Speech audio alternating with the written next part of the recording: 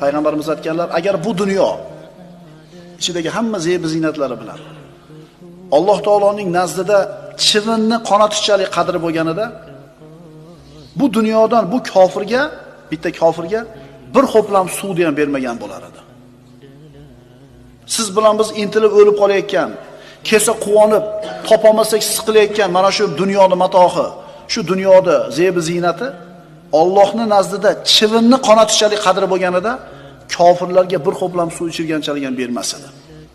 Chunki bu narsalarni maqsad qilib yugurishlik to'g'ri emas edi musulmonga. Rizqingga yozgan banda, ishanaver. Onasini qorniga joylashib 121-kunga to'lgan kuni Alloh taolo uni rizqini yozib qo'ygan.